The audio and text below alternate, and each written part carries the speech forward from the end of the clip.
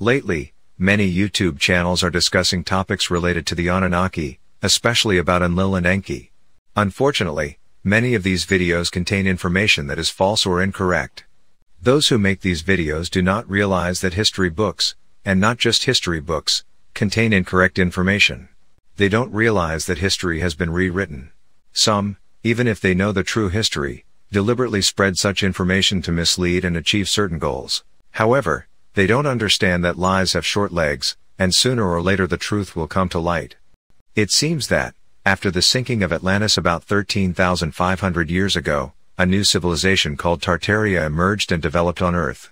It also seems that this civilization was created by refugees or survivors from Atlantis, and what remained of the Hyperborean civilization in Europe. Most likely, the root of the name Tartaria comes from the word Tars, which in the past referred to the Hyperborean population of Europe. However, it seems that at some point, a group of evil beings from space conquered this civilization and erased it from history. With the erasure of Tartaria from history, the entire history was altered, and history books were rewritten to fit the narrative that the evil masters wanted to impose, with the aim of keeping the population in a state of sleep and ignorance, to be more easily controlled. As William Tompkins says, but also others, not only him, history has been altered and so have other scientific fields such as astronomy, physics, medicine, etc. William Tompkins says that all books on this planet contain incorrect information, or as he says, contain misinformation. You can find the link in the description with the video in which William Tompkins makes these claims. So, regarding the subject of the Anunnaki, Enki, and especially about ENLIL, Ninlil, Ninkursag, Anu, Anana, Ninurta, Marduk, etc., we have a lot of incorrect information. For example, Wikipedia and many websites present false things about these people and not just about them. Also, in the books of some very well-known authors, who have discussed the subject of the Anunnaki, we find incorrect information, including in the books of David Icke, and especially in the books of the famous Zecharia Sitchin. In fact, the source of the incorrect information related to Anu, ENLIL, Ninlil, Anana, Ninurta, Enki, Marduk, etc. is the books of Zecharia Sitchin. In his book called The 12th Planet, Sitchin says, this usurpation of Enlilship was accompanied by an extensive Babylonian effort to forge the ancient texts. The most important texts were rewritten and altered, so as to make Marduk appear as the Lord of Heavens, the Creator, the Benefactor, the Hero, instead of Anu, Enlil and even Ninurta. From this brief text, we understand that the tablets and all the ancient Sumerian writings have been rewritten. So they're falsified. And not only the ancient writings of the Sumerians, but of all nations. This means that the translations of the Sumerian tablets, and the interpretations given to them, even by Zecharia Sitchin, are largely incorrect. It's a mix of real facts and false ones. Reading Zecharia Sitchin's books can be compared to alpine skiing, meaning you have to slalom between the false information, to find or deduce what's correct. From what I've managed to read so far, from the 12th Planet and the Lost Book of Enki, because I haven't finished these books, they are quite challenging to navigate, I can say I've found numerous contradictions. Maybe I'll make a video on this topic, a kind of text analysis of these books. So, what's the truth about the Anunnaki? What's the origin of these extraterrestrial beings called Anunnaki? Who really are ENLIL and ENKI? Were they really brothers, or does this indicate a racial connection between the two? Was Enki the good and highly evolved spiritually and ENLIL the evil and less spiritually evolved? Or is it actually the other way around? Or in fact, they were both good, spiritually evolved, and instrumental in the creation of the human race. Is ENLIL the biblical Adam and thus the true father of mankind? I will answer these questions, primarily using the book Forgotten Genesis written by Radu Chinnamar, and secondarily, the books The Etheric Crystal and Transylvanian Moonrise also by Radu Chinnamar. And also from the two previously mentioned books by Zecharia Sitchin. Someone might ask, why are you using information from Radu Chinnamar's books? Haven't you said all books contain disinformation? There is an exception here. The information from Forgotten Genesis is accurate, and it presents real events from our planet's past. In several videos uploaded on this channel, I talked about the existence of subterranean cities located under Romanian territory. I personally learned about these cities from Radu Chinnamar's books. For those interested in these subterranean cities, especially those who haven't watched my videos, they can read the book Inside Earth, The Second Tunnel, written by Radu Chinnamar. Subterranean cities exist worldwide, not just in our region. The inhabitants of these cities are more spiritually and technologically evolved, compared to the surface civilization. Of course, there are underground cities and bases inhabited by negative beings, reptilians, or other types of malevolent extraterrestrials, but these bases or cities are closer to the surface, and are not connected with the cities inhabited by spiritually and technologically advanced beings inside Earth. I am referring now to subterranean cities inhabited by positive, spiritually and technologically advanced beings. One such subterranean city with positive, spiritually and technologically advanced humans located under Romanian territory is called Apelos. It seems that the leaders of this city have decided to help the surface population in discovering the truth about our past, our history as human beings on this planet. This history has been hidden and altered by the malevolent ones, who took control of the planet. Thanks to the advanced technology of the inhabitants of Apelos, Radu Chinnamar was able to see images, or what might be called Akashic records, related to what happened on our planet, how and when the human being was created, the extraterrestrial civilizations involved in the creation and evolution of the human being, and the human civilizations that have developed on Earth since then, civilizations like Atlantis or Hyperborea. First, I will briefly answer the question, who are the Anunnaki and what is their origin? The answer to this question will help us later clarify some aspects related to Enki and Enlil, because both are Anunnaki, but I don't believe they come from the same planet in quotes, called Nibiru, as some claim in their books and shows or videos. First of all, Nibiru is not even a planet, but a huge spaceship, slightly smaller than our moon, and belongs to an extraterrestrial civilization from Orion's belt. According to the book The Forgotten Genesis, written by Radu Chinnamar, the origin of the Anunnaki is in the Sirius system. The civilization from the Sirius system is the oldest Anunnaki civilization, and the name Anunnaki means those who come from divine light, indicating that they are an advanced civilization, both spiritually and surely technologically. From the original Anunnaki civilization in the Sirius system, other branches emerged that migrated to other parts of the galaxy. These migrating Anunnaki retained the name, but added another name, to differentiate them from the original Anunnaki, from the Sirius system. So from the original civilization in the Sirius system, many secondary civilizations developed over time on other planets and in other star systems in the galaxy, most of them settled around the constellation Canis Major and especially in the constellation Orion, particularly in star systems from Orion's belt. From the Forgotten Genesis, we learn about two important Anunnaki locations, the Sirius system and Orion's belt. It's important to remember these two locations, and I'll explain why later, because it relates to Enlil and Enki. From the book The Etheric Crystal, written by Radu Chinnamar, we learn that the Anunnaki or the Sirians from the Sirius system terraformed our planet about 70 million years ago, and they made possible the appearance and development of many species of plants, animals, and human civilizations over time.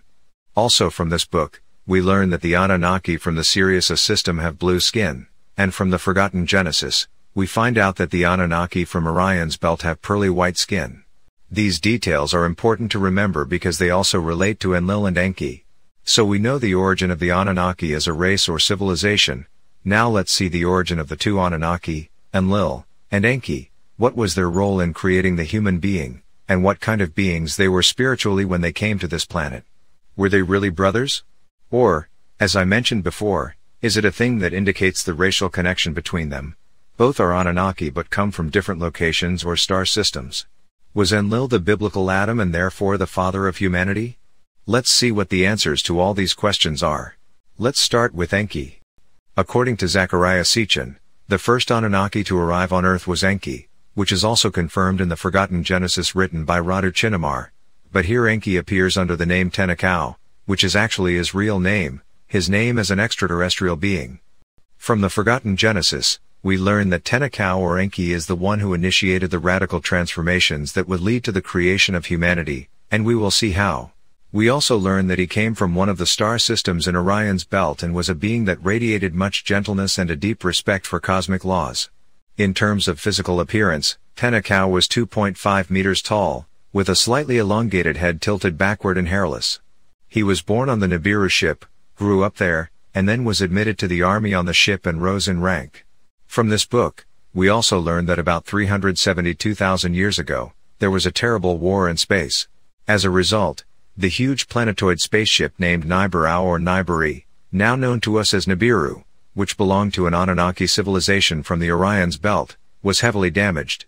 Since the ship needed repairs, it was decided to extract ore from Earth, especially gold being the most important as it was a component of the ship. Since the spaceship needed repairs, it was decided to extract ore from Earth, especially gold being the most important. Thus, from the massive spaceship Nibiru, many small transport ships descended to Earth, and then returned, bringing the necessary ores for repairs.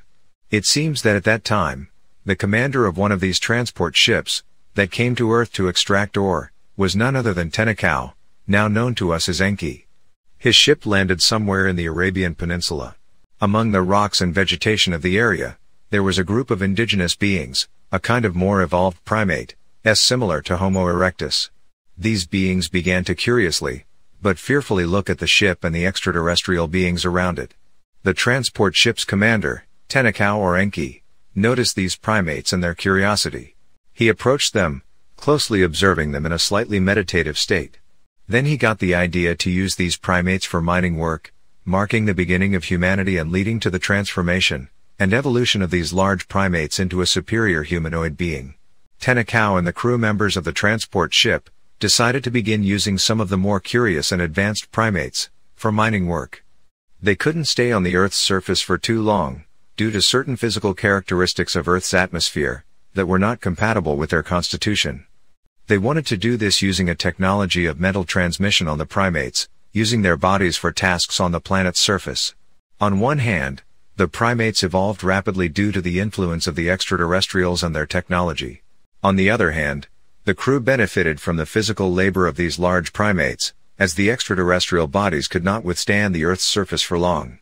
Tenakau sat in a sort of back-tilted chair inside a spherical device, with which he mentally coordinated the primates moving objects and doing various tasks. At the same time, the field emitted by the spherical device in which Tenakau sat influenced the primates' DNA to help them evolve quickly. The book states that after Tenakau withdrew his field of influence and mental support through technological devices, some primates were no longer surprised or scared, but on the contrary, they showed a certain self-control and maturity. It was a clear sign of directed evolution. It seems that over time, the primates in the area where the spherical device was started receiving influences on their DNA that were specific to Tenakau's DNA, these influences being designated by the symbol T. An important role in transforming the primate's DNA was also played by the ship Nibiru or Nibiru. Here's what the book says. The way the extraterrestrial ship Nibiru or Nibiru, positioned in a certain star network, influenced the transformation of the primate's DNA at the time, not only mentally but also emotionally, is remarkable and very complex. It seems that a period followed in which the sun shone brighter, radically influencing the transformation of life on Earth. The Persian Gulf area dried up, and the primate tribes began to migrate northward, to an area that had become lush with vegetation, slightly north of the metal extraction zone.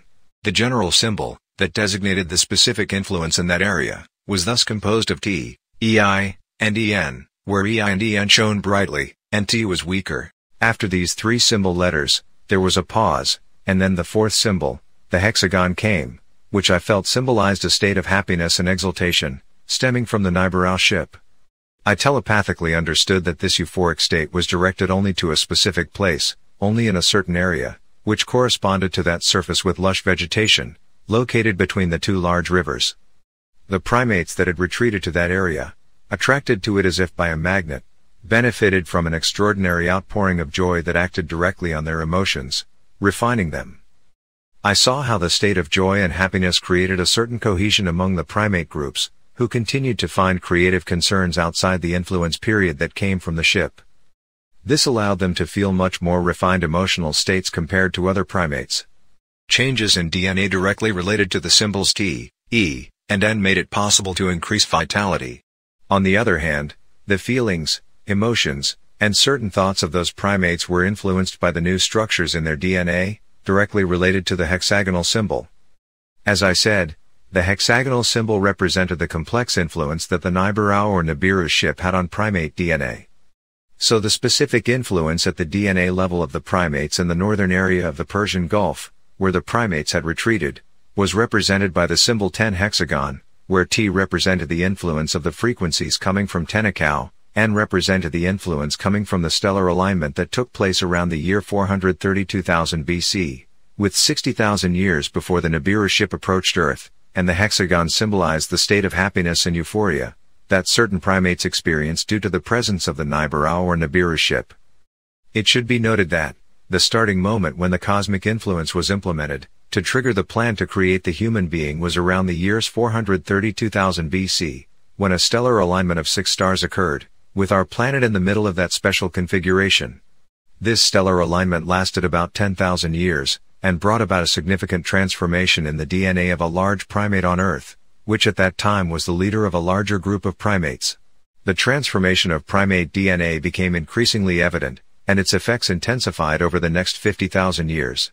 The specific influence of the stellar alignment on primate DNA was represented by the symbol N.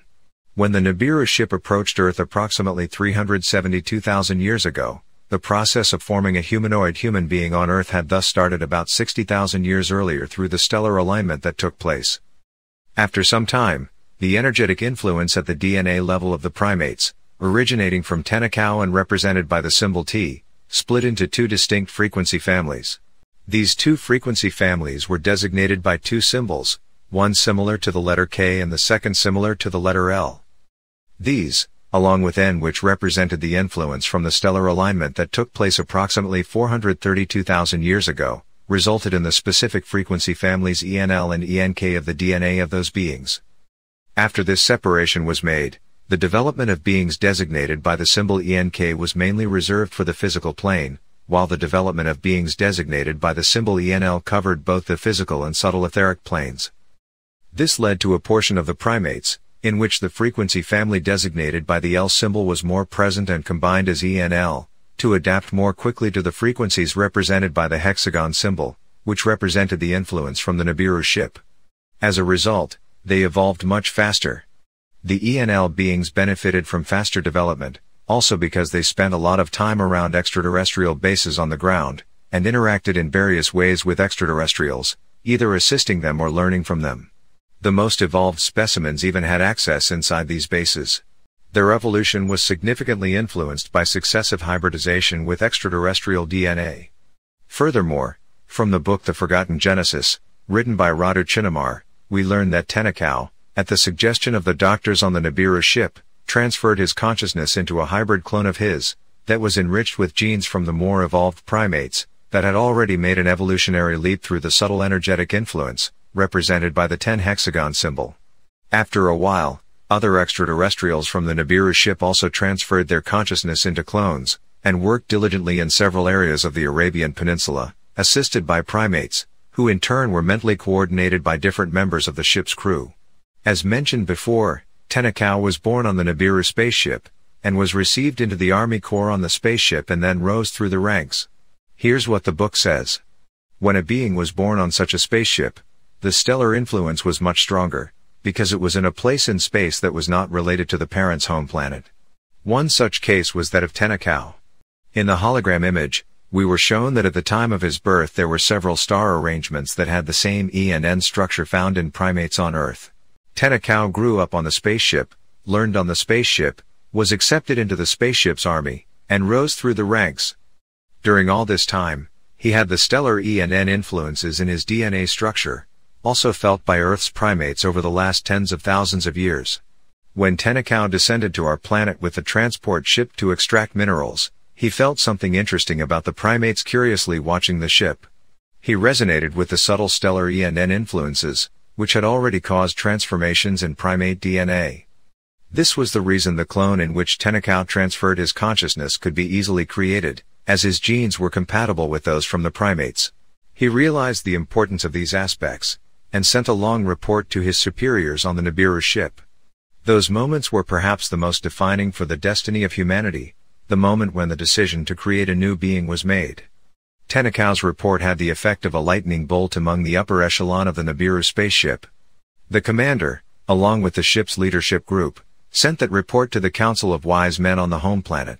The response was staggering to all. Tenakau was informed that he wasn't there by mere coincidence, in that place on Earth and at that time. He was told that all of this had been planned long ago from the higher subtle planes, and that through his actions, he created the prototype of an evolved being that will exist on this planet in the future.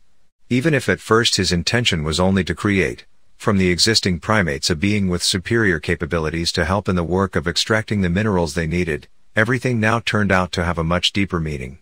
The order he received was to stay with his ship near Earth and to support the activities required for the development and evolution of the primates that existed then in that area. The problems arising from the space conflict continued to exist, but Tenakau was detached and was given a direct order from that moment to support the natural evolution of Earth's large primates, which in time will become a flourishing civilization. That order was given both to him and all the leadership levels of the Nibiru spaceship. After receiving that order, the entire crew and all the logistical resources of the massive ship were oriented towards the new mission. Only a small section of the ship would continue dealing with military and security aspects in that part of the cosmos. Further from the book, we find out what happened to Tenakau after he transferred his consciousness to that clone being. After Tenakau projected his consciousness into that clone being I spoke of, which was also an evolved version that preceded the appearance of Adam, by several thousand years, I no longer saw Tenakau's physical body. Instead, I noticed that his specific frequency, rendered through the symbol shown, was found in many other beings that followed until Adam's appearance. After completing his mission on Earth, transforming the DNA of primates and coordinating this extremely complex process, Tenakau evolved as a being on the etheric plane, no longer needing a physical body. Thus, in the DNA of Adam and the beings after him, we could see the T and N symbols, as well as the hexagonal symbol. Therefore, something from Tenakau's gene was passed on, which meant he left a genetic inheritance, but not through physical coupling, but aurically. His spiritualizing influence over time led to a particular openness and evolution in primates. Later on, the Syrian civilization in the Orion constellation, of which Tenakau was a part, made many efforts for that subtle impulse to become permanent. So far, we've learned that Tenakau or Enki came to Earth around 372,000 years BC, being the captain of the ship that landed on Earth in the Arabian Peninsula region. He comes from an Anunnaki civilization established in a star system in Orion's belt. At the time of his arrival on Earth, he was a being that radiated much kindness and profound respect for cosmic laws. We also saw that his idea regarding the primates was the triggering moment for the radical transformations leading to the creation of humanity, with Tenakau playing a significant role in the evolution of the primates, and the creation of the two types of beings, ENLIL and ENKI. We also observed that Tenakau's arrival on Earth, and what transpired regarding the evolution of primates was not a mere accident. Instead, everything was predetermined long ago, by beings in the higher subtle planes of God's creation. Now let's see who ENLIL was, what kind of being he was, and I am referring here to his spiritual level at the time of his arrival on Earth, as well as the role he played in the creation of the human being. Then we will see what star system ENLIL comes from, and I will try to answer the questions. Was ENLIL Enki's brother? Was ENLIL the biblical Adam? Let's see what the answers to these questions are. In the book Forgotten Genesis written by Radu Chinnamar, there is no mention of the name ENLIL.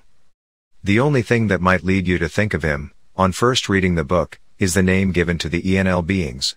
We notice that the names of the ENK and ENL beings resemble the names of the two Anunnaki, Enki, and ENLIL. And as we will see later, the birth of Adam most impacted the branch of ENL beings, indicating a connection between the biblical Adam, the ENL beings, and the extraterrestrial Anunnaki being called ENLIL.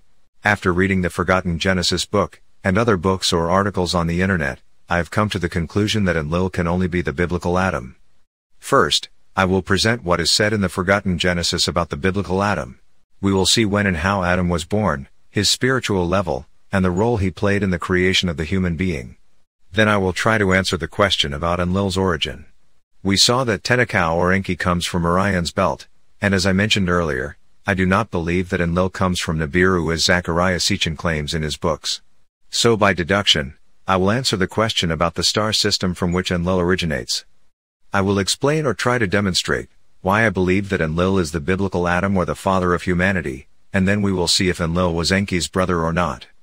Just like in the case of Tenakau, the appearance of Adam on Earth and the subsequent creation of conscious human beings was not accidental, but everything was established and decided by beings in the higher subtle planes of God's creation.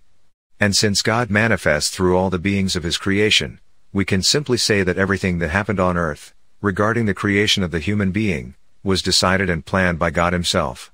From the forgotten Genesis book we learn that, after a while, when the ENL beings began to procreate, from the very beginning, the embryo received the influence of the subtle fields emitted by the extraterrestrial bases, as well as the strong influence due to the genetic mutations, supported by the doctors on the Nibiru spaceship.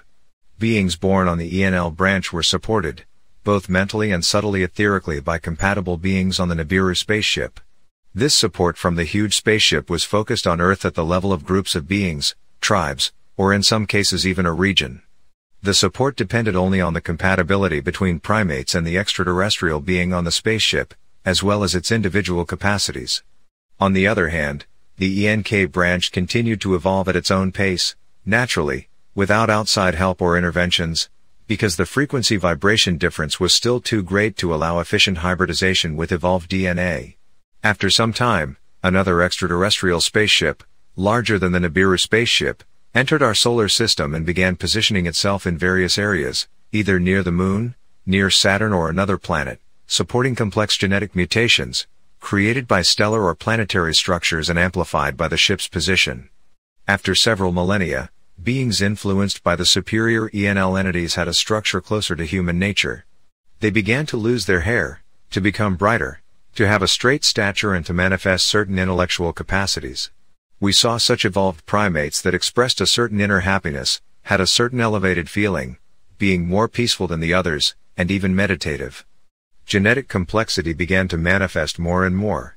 Some beings were born with blonde hair, others without hair at all, some had blue eyes, others had green eyes, and so on, with modifications being made to the embryo right from the start, after the procreation phase.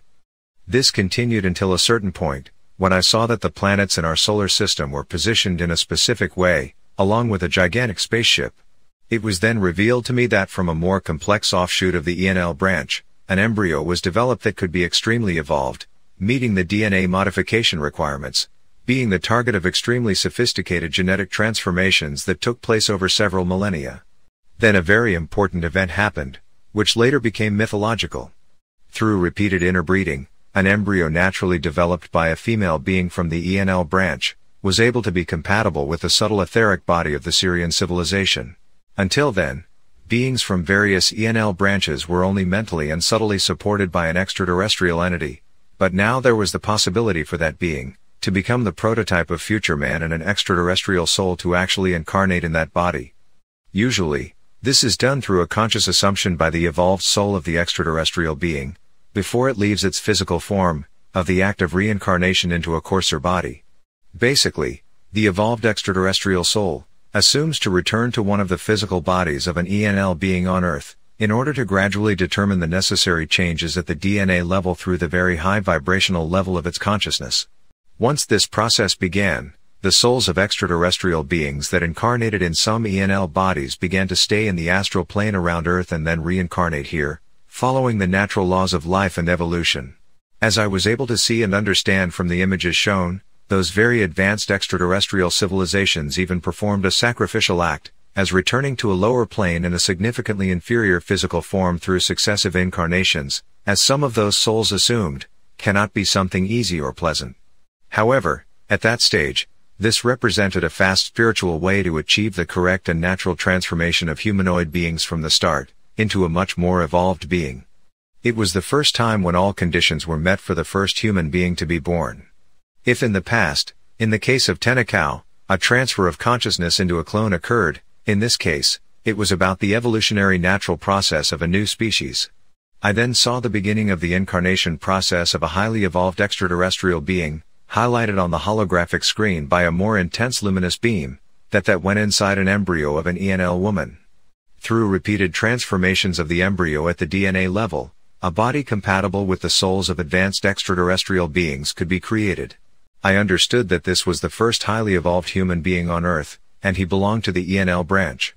Esoteric and Christian mythology present him as Adam. Further on in the book we learn that Adam's birth was not an ordinary one. The embryo extracted from the ENL woman was placed in a kind of alveolus with semi-transparent and gelatinous liquid, located in one of the extraterrestrial laboratories located in the northern area of the Persian Gulf. This is what the book says next. The alveolus was in suspension, but around it I saw other complex devices emitting strong luminous flashes at a certain rhythm, like lasers, towards the alveolus. I deduced that most likely, it was about a specific process, necessary for the creation of the physical body, in which later descended the spark of life, the soul of that highly evolved Syrian being. I was very curious to see, even approximately, the year when that extraordinary event for humanity took place, a kind of foundation stone for the human being in particular, and for all of humanity in general. As soon as I expressed that genuine interest, in the special helmet I was wearing, I heard the play of some frequencies, doubled by certain specific symbols, which succeeded in the top right of the holographic screen. From what I could understand and decode then, the period was around 368,000 to 367,000 BC. Thus, that was the period when the first perfect human being appeared, after several millennia of successive transformations that took place in the DNA of primates. There were also other physical bodies of ENL beings, but only that body established itself somehow by its perfection. Esoteric and Christian mythology presents him under the name of Adam. That being really existed in the logical sequence of the evolutionary transformations that took place, of course not within the metaphorical framework of the Garden of Eden, although, later that was indeed the area in the north of the Persian Gulf, in Iraq, where Adam was, and not accompanied by Eve, the serpent, or the famous apple. These were probably later metaphors, directly related to the possibility of procreation, because initially Adam was androgynous. Thus, by divine act and as a result of a very complex and eons-old galactic plan, as was shown to me in an exceptionally clear and well-synthesized way, Adam, as the soul of a highly evolved extraterrestrial entity, incarnated by the descent of that intense ray of light, from the spaceship that was there at that time. Then from the book we learned that Adam was the first superior conscious being, Adam being the basis of the formation of the so-called modern man, because the root of our DNA actually starts from him. The book continues. It was shown and I clearly understood that the soul incarnated in Adam's body was a spiritually perfect Syrian being. However, physically Adam's DNA contained a certain percentage of Earth primate DNA, because the embryo came from a woman from the higher ENL branch. Adam's level of consciousness was so advanced that when he first opened his eyes, I could see he was already in a deep trance, in which he remained for a long time.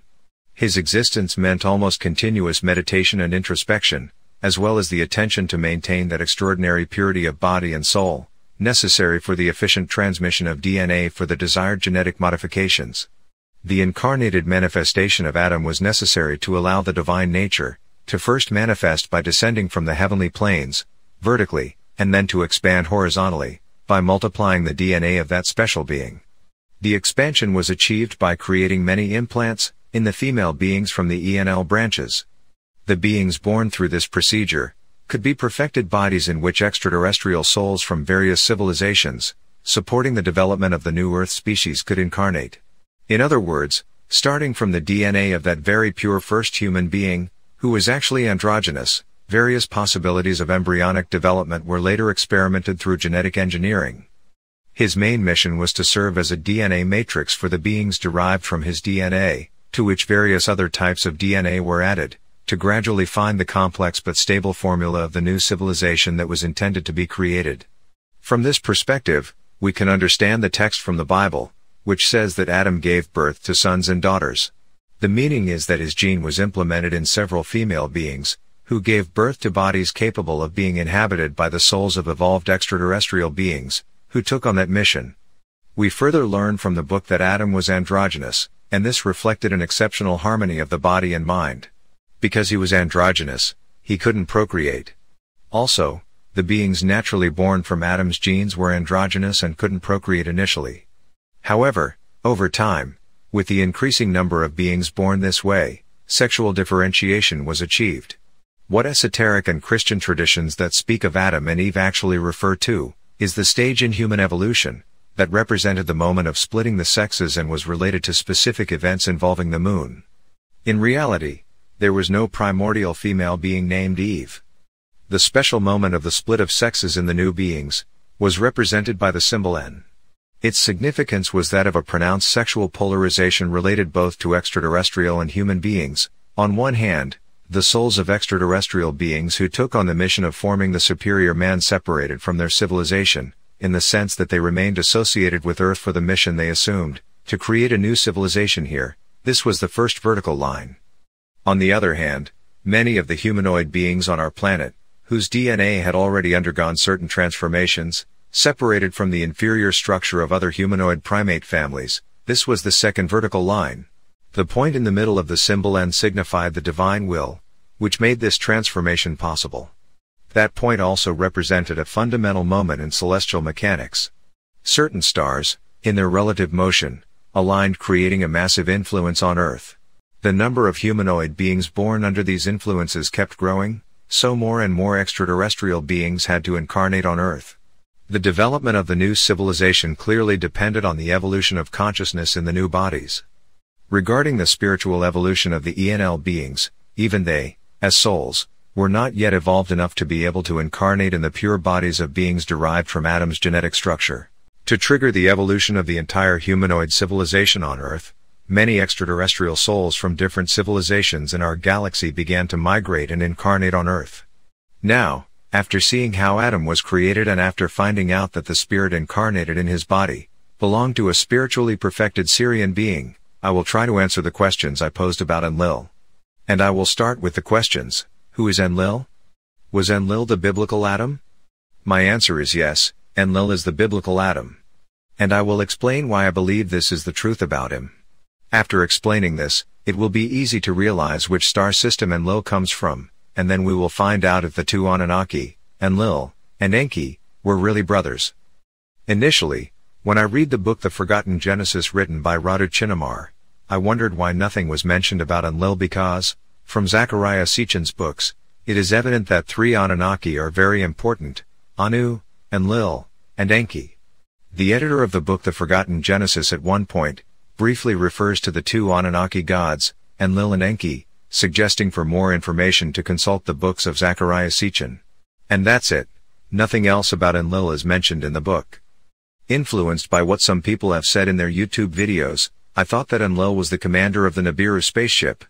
I've heard some claim that ENLIL was the commander of the Anunnaki who came to Earth, and he had a military role, but as we see from book The Forgotten Genesis, it was Tenakau or Enki who was the commander of the spaceship that landed in the Arabian Peninsula, and Tenakau or Enki was the one with a military role.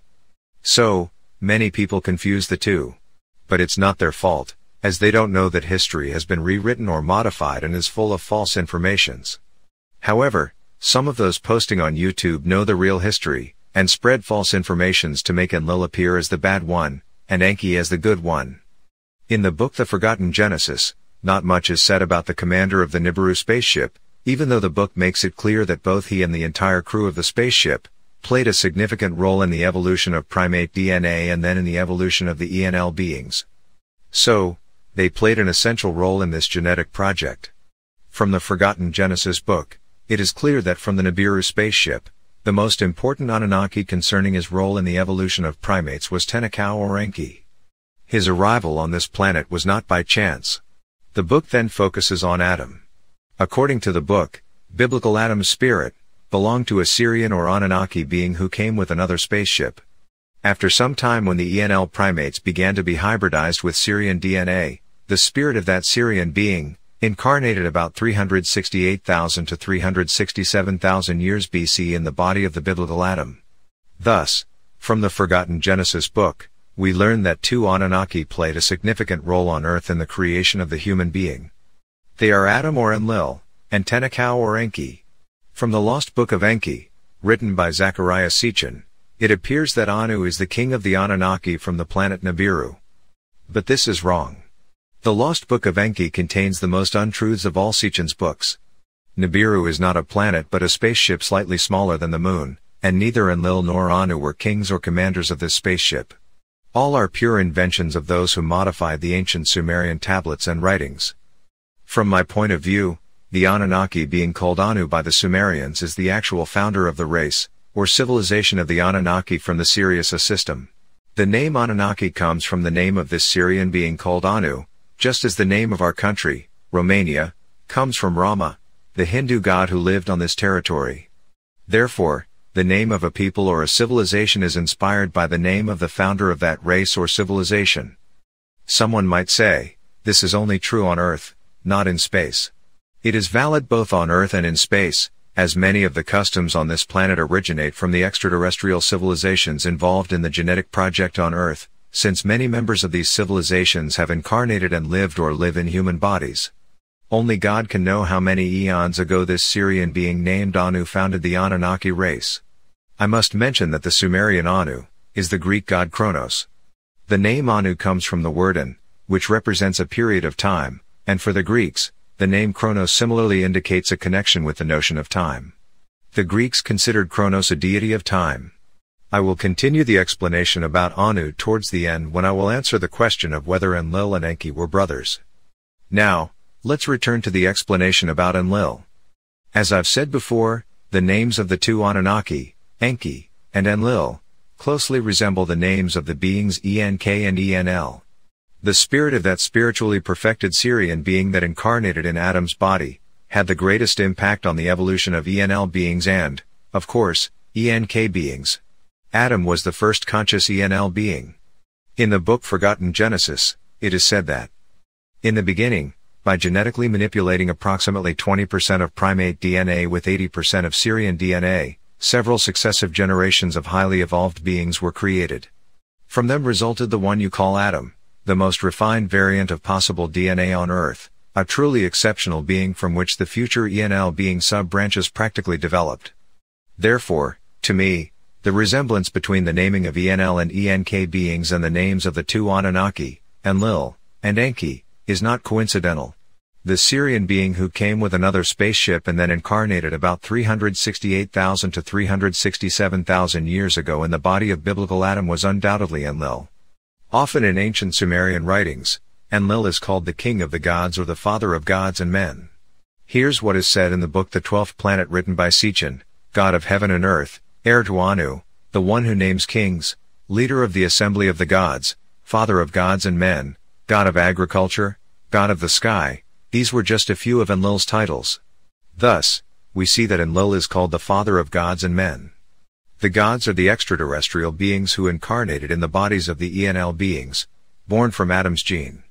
In the book Forgotten Genesis, it is said that Adam's gene was implemented in several ENL female beings, who gave birth to bodies capable of being inhabited by the souls of evolved extraterrestrial beings, who took on that mission. Then the book states that the souls of extraterrestrial beings who incarnated in some bodies of the ENL beings, began to remain in the astral plane around the earth and then reincarnate here, respecting the natural laws of life and evolution.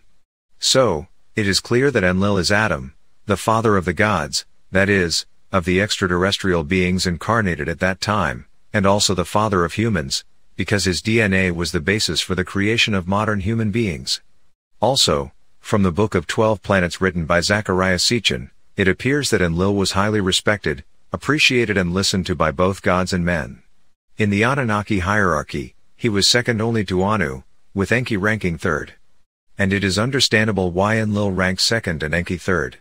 We saw from the Forgotten Genesis book that the spirit that incarnated in Adam's body belonged to a spiritually perfected Syrian or Anunnaki being, while at the time of Tenakau or Enki's arrival on Earth, the mentioned book tells us, he was a gentle being showing respect for the laws of creation, yet he hadn't reached the level of spiritual perfection and was part of the military corps of the Nibiru ship at that time. So, there's a significant spiritual difference between Enlil, whose spirit incarnated in the body of biblical Adam, and Tenakau or Enki. Here's what the 12th Planet book says about Enlil. The second deity after Anu was Enlil. His name meant God of the air. Not only did the Sumerians, but also the gods themselves consider him the supreme god. They called him king of all lands and said that in heaven he is the prince, on earth he is the ruler. His words or commands make heaven tremble and earth quake. Enlil, whose commands reach far, whose word is noble and holy, whose verdicts cannot be changed, who governs destinies into the distant future. Willingly, the earth's gods bow before him, the gods of heaven, when they come to earth humbly bow before him, and faithfully obey his commands. According to Sumerian traditions, Enlil came to earth before humans existed. A hymn to Enlil, the benefactor reports that many aspects of human culture and civilization, would not have been possible without the orders given by Enlil to be executed all over the earth. The third deity of the Sumerians was another son of Anu. He had two names, Ea and Enki. Like his brother Enlil, he was a god of heaven and earth who came from heaven to earth. So, we see the respect accorded to Enlil, and this could only be, if Enlil was a being at a high and superior spiritual level compared to Enki. Also, as seen in this image, Enki holds what is called a trident in his hand. In Greek mythology, Poseidon is the one who holds the trident. The trident is a weapon, a fact confirmed by Elena Danon in one of her videos, and Elena knows this directly from Enki because she is in contact with him. So, the trident is a weapon and represents the symbol of Tenakau or Enki, confirming that he was military. We saw from the Forgotten Genesis book, that he was part of the military corps on the Nibiru spaceship. So now, it's understandable why Tenakau or Enki has a weapon called the trident as his symbol. Similarly, like Poseidon of the Greeks, Shiva of the Hindus also holds a trident in his hand. So, the Sumerian Enki is actually the Greek Poseidon and he is also the Hindu Shiva. Furthermore, the Hindu Shiva is Bharatha, the elder brother of Rama from the Hindu epic Ramayana, and he is also Bharatha from another Hindu epic called Mahabharata. Mahabharatha means Great Bharatha. I'm not entirely sure who Enki is in Egyptian mythology. I thought for a while that he was Osiris, but Osiris is killed by his brother Seth and I'm not sure yet who Seth is. It could be Enki or it is possible to be Marduk, because in Egyptian mythology there are many falsifications and it is quite difficult to tell what the truth is. From Sitchin's books, we know that Marduk usurped Enlil's power, but the books don't clarify what happened to Enlil or how his power was taken. Perhaps Enlil was killed either by Enki or Marduk, making the Egyptian Osiris equivalent to the Sumerian Enlil, and Marduk or Enki equivalent to Seth. I tend to believe Seth might be Marduk more, although it should be Enki since he is Enlil's brother, and the Egyptians say that Osiris was killed by his brother. From Sumerian writings we learn about Marduk's murder of Dumuzi. I do not know who Dumuzi is in Greek or Egyptian mythology, but it is quite possible that there is a connection between the death of Dumuzi from the Sumerians and the death of Osiris from the Egyptians. Also, Osiris might actually be Anu or Kronos. The name Osiris could come from Osirius, merging the name of the Orion constellation with the Sirius system, suggesting that Osiris or Osirius represented both the Anunnaki civilization from Orion and from the Sirius system on Earth. But I can't delve much deeper here, as things get more intricate. Maybe once I clarify these aspects, I'll create a video to explain my conclusions. Now, back to the main topic. So, if Enki is the Greek Poseidon and Hindu Shiva, then Enlil must be the Greek Zeus and Hindu Vishnu. Moreover, I believe Enlil is the Egyptian Ra or Amun Ra. What's known in Egyptian history is that pharaohs had at least 5 or 6 names. So, besides Ra and Amun Ra, it's likely that Enlil had other names, such as Osiris, or perhaps even Ramses. Often, Ra or Amun Ra is depicted with blue skin, just like the Hindu Vishnu and Rama from the Ramayana epic. I said in the beginning that the Orion Belt Anunnaki have pearly white skin, and the Sirius system Anunnaki have blue skin, according to the book The Etheric Crystal written by Radu Chinnamar. So, if Enlil is Vishnu from the Hindus or Rama and Ra or Amun Ra from the Egyptians, it means that Enlil is an Anunnaki being coming from the Sirius system, because he has blue skin like the Anunnaki from the Sirius system. This is my answer to the question, which is Enlil's star system of origin. From the book Transylvanian Moonrise written by Radu Chinnamar, we learn that the so-called legend between Rama and Sita, which Westerners know from the Ramayana epic, is actually as real as can be and took place more than 9,000 years ago. From the Ramayana, we learn that Sita, Rama's wife, was abducted by the demon Ravana. To rescue her, Rama, aided by Lakshmana and other beings accompanying him, had to construct a bridge. It is currently believed that this bridge indeed existed in the southern part of India. This bridge connected India and Sri Lanka. Satellite images clearly show that there once was a landmass connecting southern India to Sri Lanka. According to local legends, this bridge was and is known as Rama's Bridge or Adam's Bridge. Just as it was known that Rama is an incarnation of Vishnu, it was also known that Rama or Vishnu was the biblical Adam. Vishnu, as previously mentioned, is actually Enlil. If people of the past called Rama Adam, it means they knew that Vishnu or Enlil incarnated in the body of the biblical Adam. In Hindu tradition, Rama is called Maryada Purushottama, which translates to the perfect man, master of self-restraint and virtues. In the book The Forgotten Genesis, it's said that Adam represents the most refined version of DNA possible on Earth, with Adam being a truly exceptional being. So, once again, it's clear that the spirit incarnated in the body of the biblical Adam belonged to Enlil or Vishnu. Regarding this demon Ravana, with whom Rama fought, we see that Zeus also battled a creature half man, half serpent named Typhon. This Greek Typhon is actually the Hindu Ravana, who was a reptilian being. In this image depicting Zeus fighting Typhon, we see Typhon as half man in the upper part of his body and half serpent in the lower part. This clearly indicates that Typhon or Ravana was a reptilian creature. In Hindu portrayals, Ravana or Typhon is shown with multiple heads, indicating his ability to have multiple faces or appearances. This suggests he was a reptilian shapeshifter, meaning he had the ability to change his form or external appearance, to appear human, to hide his reptilian aspect. It is known that this is the primary ability of reptilians, to change their form. So, Rama from the Hindus is Zeus from the Greeks, and Sita from the Hindus is Leto from the Greeks. Just like with the Sumerians and Egyptians' mythology, a large portion of ancient Greek writings has been modified or rewritten to hide the truth. In reality, Leto is Hera or Juno, that is, the wife of Zeus or the first wife of Zeus.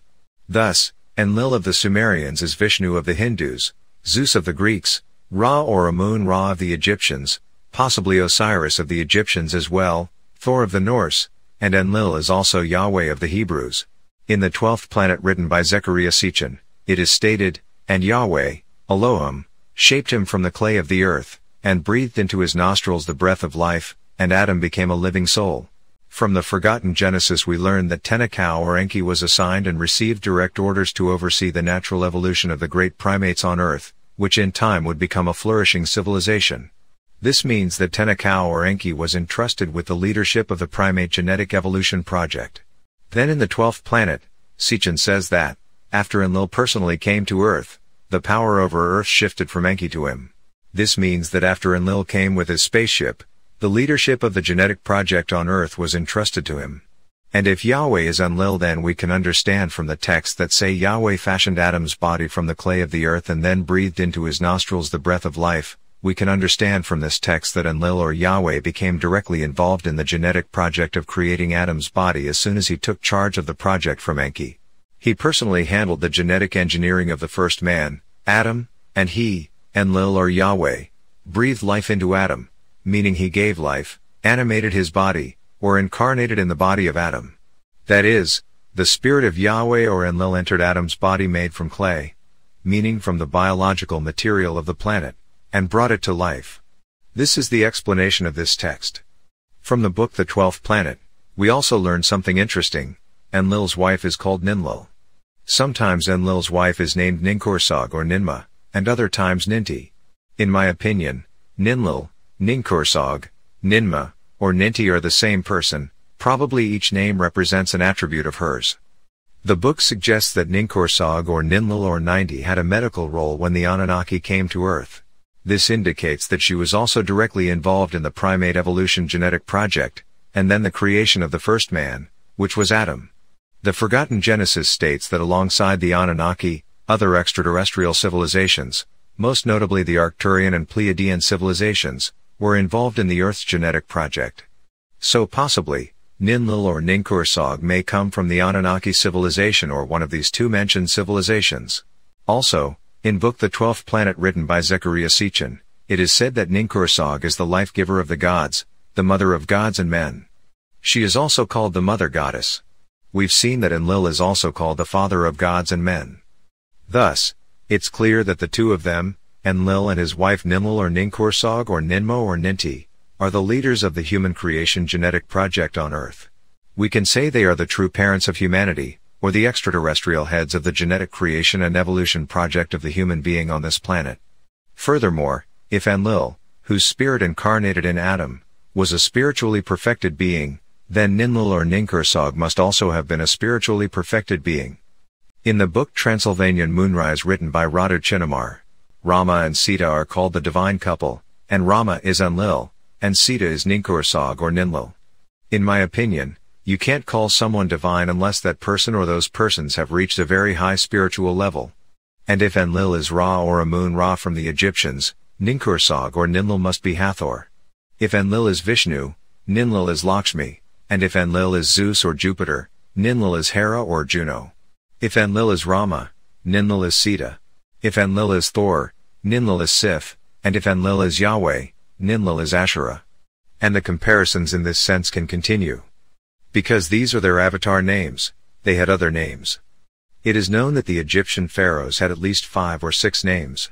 And my opinion is that Enlil or Ra was both Ramses I and Ramses II, and Ninlil or Hathor was Sitra or Nefertari.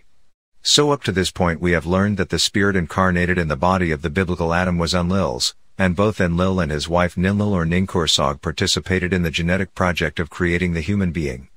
Then we learned that Enlil, often represented with blue skin like Ra or Amun-Ra from the Egyptians or like Vishnu or Rama from the Hindus, is an Anunnaki being from the Sirius system, and Tenakau or Enki is also an Anunnaki being from the Orion belt, and we saw that the Anunnaki from the Orion belt have pearly white skin.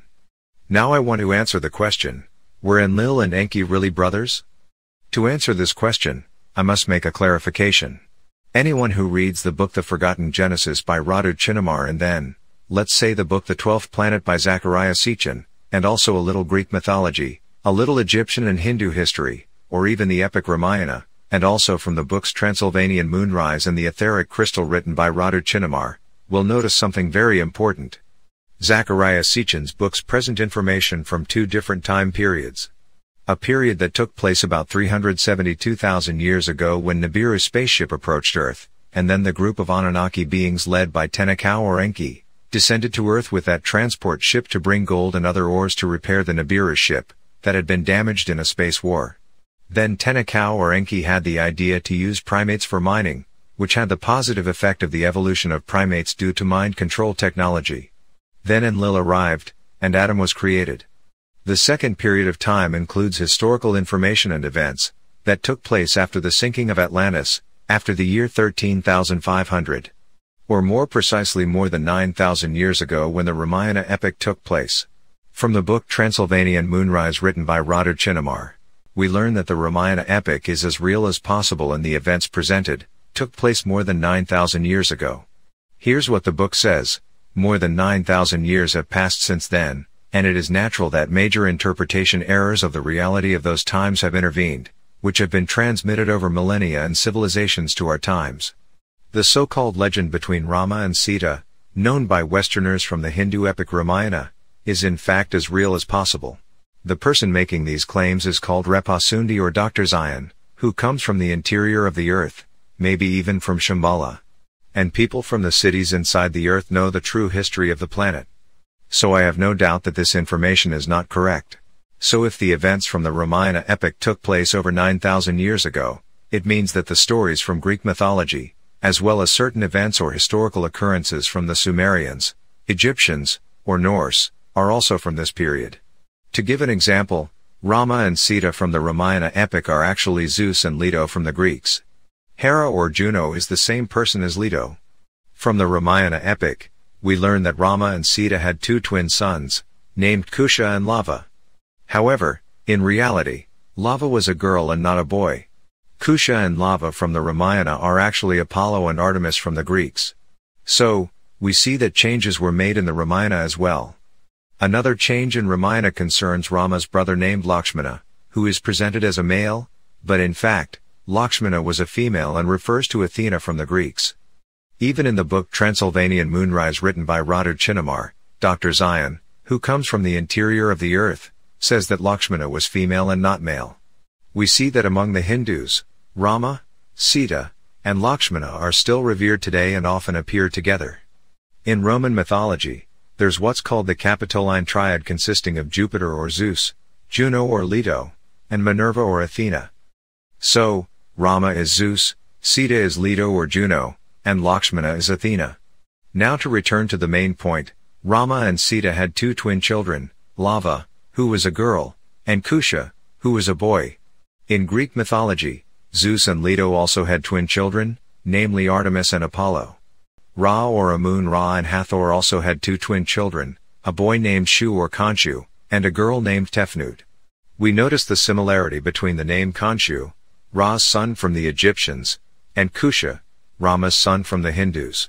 Later on, the Egyptian Khonshu appears under the name of Horus. Also, if the Hindu Rama is Zeus, it means that his father, King Dasharatha from the Hindu epic Ramayana, is actually Kronos from the Greeks or Anu from the Sumerians and probably Brahma from the Hindus. Rama's mother, named Kausalya in the Ramayana, is the official wife of King Dasharatha. So, if the Hindu Rama is the Greek Zeus or the Sumerian Enlil, Dasharatha from the Hindus is the Greek Kronos and the Sumerian Anu, then Kausalya from the Hindus is the Greek Raya or Cybele and the Sumerian Inanna. In his books, Zachariah Sitchin says that Enlil was born to Anu's official wife, while Enki was born to one of Anu's concubines or secondary wives. Among the two, Enki was the first to be born. This is confirmed in the Ramayana, where King Dasharatha had a principal wife named Kausalya and two secondary wives. Kausalya gave birth to Rama, Kaikeyi to Bharatha, and Sumitra to twin sons Lakshmana and Satrughna. However, the first son born to King Dasharatha was Bharatha, and the second was Rama. Bharatha from the Ramayana is Poseidon from the Greeks, Enki from the Sumerians, and also Shiva from the Hindus. Among the Greeks, Poseidon appears as being born before Zeus. It is possible that this story that Bharatha or Poseidon or Enki was born before Rama or Zeus or Enlil actually indicates that Enki is the first to come to earth and then Enlil. Even if Enki or Poseidon or Bharatha was born first, he did not have the right to be Anu or Kronos or Dasharatha's heir because the son born to the principal wife is considered the rightful heir to his father. We see that this has remained a tradition and was applied to Chinese emperors, Koreans, Turks, and other peoples. Thus, the son born of the principal wife is the rightful heir, not the son or sons born of secondary wives or concubines. In situations where the son or sons born of the principal wife died under certain circumstances, then the inheritance went in the order in which the sons were born from the secondary wives. Now to answer the question, were Enlil and Enki brothers? As I said, in Sitchin's books, historical events are presented from two different time periods, one period that began approximately 372,000 years ago, when the Nibiru spaceship approached Earth, and then was the creation of the biblical Adam, in the laboratory in the Arabian Peninsula approximately 368 to 367,000 years ago, and the second period, from over 9,000 years ago. I believe that Enlil and Enki were not brothers, when they first came with their spaceships near Earth. We saw that Tenakau or Enki came with the Nibiru spaceship about 372,000 years ago, while Enlil, whose spirit was incarnated in the biblical Adam's body, came with another spaceship sometime after the Nibiru ship approached Earth. So, at that time, I do not think they were even half-brothers. Their so-called brotherhood probably indicates a kinship in terms of race. We notice that Enlil comes from the Sirius system, while Enki comes from the Orion's belt. Both locations are populated by Anunnaki civilizations. However, the difference is that the Sirius system represents the origin of all Anunnaki civilizations in the galaxy. However, in their incarnation over 9,000 years ago, it seems that Enlil or Rama or Zeus is half-brother to Enki or Bharatha or Poseidon. The stories that Anu was a king from Nibiru probably originate from events 9,000 years ago, possibly referring to King Dasharatha from the Ramayana epic. Dasharatha is, as I mentioned, Kronos of the Greeks and Anu of the Sumerians. Anu is the founder of the Anunnaki race or civilization. The name Anunnaki comes from Anu's name, and the Anunnaki civilization or race was created by Anu eons ago. Anu is Kronos of the Greeks, and his name indicates a notion of time. Anu refers to a period of time, and Kronos also gives us a notion of time. From my perspective, Anu or Kronos is a being that deeply understands the laws of time, a deity of time as his name suggests. I also believe Anu or Kronos is Brahma of the Hindus. In another video of mine, I said that Kronos might be Krishna, but I found that it is not true. Krishna of the Hindus, I believe is Apollo of the Greeks, Horus of the Egyptians, and Odin of the Norse. Considering Anu, the founder of the Anunnaki race or civilization, lived a long time ago, he probably reached a very high spiritual level, understanding the laws of time in God's creation. He might be a being that exists outside the realm of time, incarnating in a human body when needed, like over 9,000 years ago as Kronos, father of Zeus or Enlil. In the book The Secret Parchment written by Radu Chinnamar, There's a reference to an inscription found inside the Șuranu Mountains, Romania, which translates as Creo, Salmos, here is eternal, the worlds unite. This means I, Kronos, the old god, am eternal here, suggesting the existence of a stargate that eternally connects all worlds, a kind of portal connecting multiple parallel worlds or dimensions in God's creation. So if this being called Kronos tells us that he is eternal, it means that he is a being who knows and understands very well the laws of time. A deity of time has the possibility that when he wants to have a human existence, he can incarnate in a human body and have an existence on a planet like Earth. As his human existence was more than 9,000 years ago as the father of Zeus or Enlil. Another explanation would be that King Dasharata of the Ramayana epic was not the father of Rama, Lakshmana, Bharatha, and Satrughna. In this situation Dasharata is not Kronos or Anu. The Ramayana epic has several variants. In one such variant it appears that King Dasharata could not have children and his wives had to drink a special preparation to get pregnant, and in another variant it appears that King Dasharata had a daughter, but wanted to have a son who would be his heir. Also in this situation the wives have to drink that special preparation, and thus manage to have children. It seems to me that it is about making implants in the bodies of King Dasharata's wives, just as Jesus was implanted in the body of the Virgin Mary. And in this situation Rama and Bharata or Enlil and Enki are not brothers. Their so-called brotherhood indicates a race bond, namely that they are both Anunnaki. I also think there could be other explanations, but I won't go into them because this video is already too long. I believe I answered all the questions about ENLIL and ENKI, so I will stop here. Obviously, there's a lot more to add or explain. Maybe in the future, I'll delve deeper into some topics presented in this video. Thank you for listening.